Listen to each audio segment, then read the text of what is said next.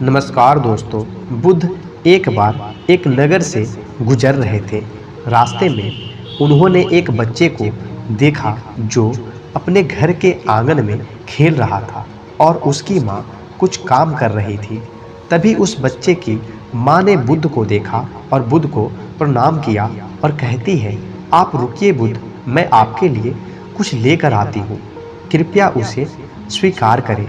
तथागत बुद्ध ने कहा, मेरा पात्र भरा हुआ है, मैं उतना ही लेता हूँ जितना मेरे पात्र में आता है, इसलिए आज मैं कुछ नहीं ले सकता, मैं कल फिर आऊँगा, तुम मुझे कल दे देना। बुद्ध ने उस बच्चे के सिर पर हाथ रखा और वहाँ से चले गए।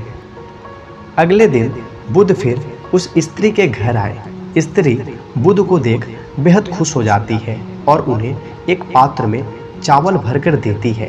तथागत बुद्ध वह स्वीकार कर लेते हैं। बुद्ध ने उस स्त्री को कुछ जड़ी बूटी दी और कहा, इसे चावल के बीच दबाकर रख देना और अपने बच्चे को इसका रस निकाल कर पिलाना, इस तरह वह स्वस्थ बना रहेगा। स्त्री ने उस जड़ी बूटी को रख लिया और तथागत बुद्ध वहाँ से चले गए। 1 महीने बाद तथागत बुद्ध श्रावस्ती में संसार में व्याप्त प्राणियों के पीड़ा पर उपदेश दे रहे थे।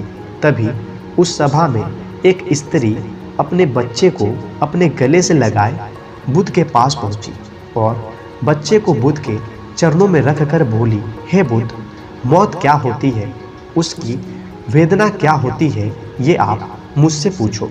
मैं एक विधवा हूँ, मेरा पुत्र भी मुझे अब छोड़कर चला गया है, वह ना अब रोता है और ना हंसता है। हे बुद्ध, क्या आपने मुझे नहीं पहचाना? तथागत बुद्ध ने उस बच्चे को अपनी गोद में उठाकर उस स्त्री से कहा, तुम्हारा पुत्र बहुत ही सुंदर है, मैंने तुम्हें कुछ जड़ी बूटियाँ दी थी, क्या तुमने उसे नहीं पिलाया? वह स्त्री बुद्ध के चरणों में गिरकर बोली, हे बुद्ध, मुझे माफ़ कर दे, वो जड़ी बूटियाँ मैंने फेंक दी, मैं आप पर विश्वास नहीं कर पाई। मुझे लगा कहीं वो जड़ी बूटियाँ मेरे पुत्र को हानि ना दे। गांव के कुछ लोग भी आपको पाखंडी और ढोंगी बताते हैं। बुद्ध ने उस स्त्री से कहा कि क्या अब तुम्हें मुझ पर विश्वास है? स्त्री बोली, हाँ बुद्ध, मैं मेरे बेटे को ठीक करने के लिए हर जगह गई।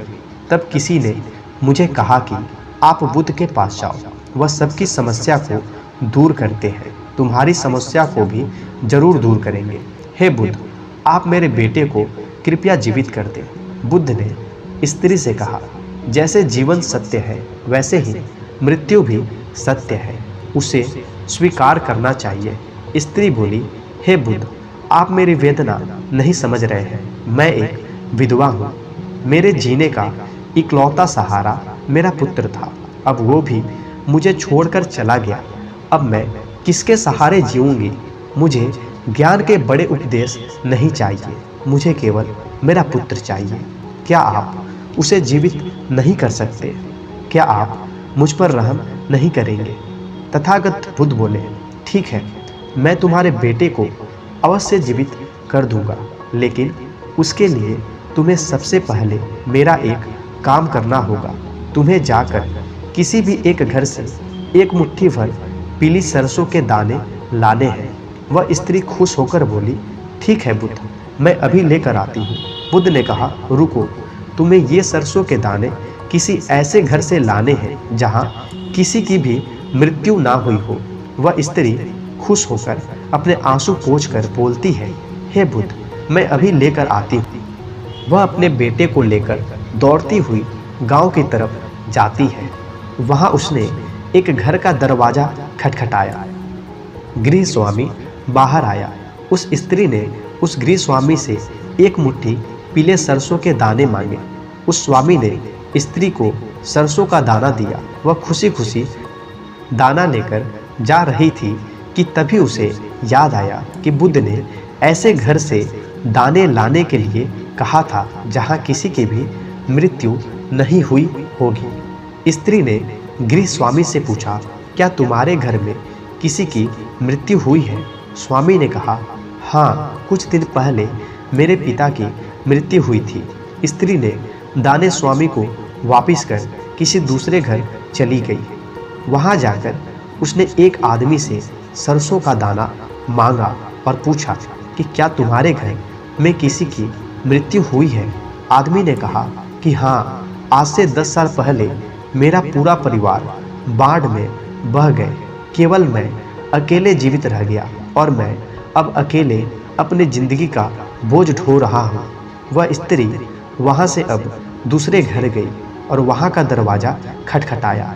उसमें से एक विधवा स्त्री निकल कर आई। स्त्री की आंखें उसे देख भर आई। उसे लगने लगा था कि अब उसका बेटा उसे नहीं मिलेगा, लेकिन फिर भी उसने कोशिश जारी रखी, हार नहीं मानी। वह पूरे दिन सुबह से शाम तक पूरे घर घर घूमती रही, लेकिन उसे कोई भी एक ऐसा घर नहीं मिला जहाँ किसी की मृत्यु ना हुई हो। वह स्त्री बहुत रोने लगी। रोते रोते अपने बेटे को गले से लगाकर वह बुद्ध के तरफ जा रही थी। तभी उसे रास्ते में एक शमशान घाट मिला। उसने वहां जाकर अपने बेटे के लिए एक गड्ढा खोदना शुरू कर दिया। वह गड्ढा खोदती जाती और रोती रहती। उसके बाद उसने काफ़ी देर तक अपने बेटे को निहारा और उसका माथा चूमने लगी। वह बेहद रो रही थी। उसने फिर उसी गड्ढे में अपने बेटे को दबा दिया और अपने आंसू पोंछकर तथागत बुद्ध के पास आ गई। बुद्ध वही उस सभा में स्त्री का इंतजार कर रहे थे। वह बुद्ध के चरणों में गिरकर रोने लगी। उसके आंसू रुकने का नाम ही नहीं ले रहे थे। वह बस रोती जा रही थी और वह कुछ नहीं बोल पाए। तथागत बुद्ध ने कहा, जिसे जीवन मिला है उसे मृत्यु भी अवश्य मिलेगी, चाहे राजा हो या रंक या ज्ञानी, बच्चा, युवा या कोई वृद्ध ही क्यों ना हो, मृत्यु सभी को आनी है। वह स्त्री तथागत बुद्ध से बोली, हे बुद्ध, आप सच कहते हैं। पहले मुझे ऐसे लग रहा था कि मृत्यु का दर्द केवल मेरे अंदर ही है, लेकिन मैंने देखा मुझसे भी ज़्यादा और लोग हैं जो इस पीड़ा से गुजर रहे हैं। बुद्ध ने कहा, तुम्हारा बेटा कहीं नहीं गया है, वह तुम्हारे आसपास ही है। उसे महसूस करो। ये परम सत्य है। जब तक सृष्टि रहेगी, दुख मनुष्य के साथ साथ चलता रहेगा और उसका कारण है मनुष्य का खुद के साथ किसी को बांध लेना। और जब तक यह रहेगा तब तक हमें दुख होगा। जब कोई वस्तु हमारे पास रहती है हमें उसकी कदर नहीं होती, लेकिन जैसे ही हमसे वह दूर हो जाती है हमें उसके ना होने का एहसास होने लगता है। हम गहरी पीड़ा में चले जाते हैं और दुखी हो जाते हैं। हम जीवन को जागरूक होकर नहीं जीते, इसलिए मृत्यु के होने पर हम रोते हैं, छटपटाने लगते हैं, लेकिन उसे समझते नहीं हैं। वह स्त्री तथागत बुद्ध से कहती है, हे भगवान बुद्ध, इससे मुक्ति कैसे पाएं? बुद्ध ने कहा, मुक्ति के लिए भी विवेक जगाना आवश्यक है। शांत हुए बिना विवेक नहीं जग सकता। जब तुम शांत हुए तब तुम्हारा विवेक जगा और तब तुमने जाना कि मृत्यु परम सत्य है। जो भी आए, चाहे दुख की परछाई या सुख का आनंद, दोनों के बीच खुद को स्थिर करो। और जब तुम इस मार्ग पर चलोगे तो दुख के बंधन टूट जाएंगे और परम सत्य की प्राप्ति होगी।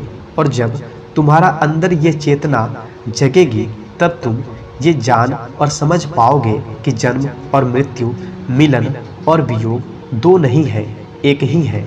वह स्त्री तथागत बुद्ध से बोली, हे भगवान बुद्ध, आपने मुझे एक नया रास्ता दिखाया है। मुझे अब तक मेरे पुत्र के जाने के बाद अपना जीवन व्यर्थ लग रहा था, लेकिन अब मुझे जीवन का मोल समझ आ गया है।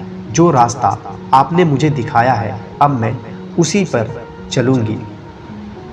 तो दोस्तों, आपको ये कहानी अगर पसंद आई हो तो इस वीडियो को लाइक करें, कमेंट करें, शेयर करें तथा इस चैनल को सब्सक्राइब अवश्य कर लें।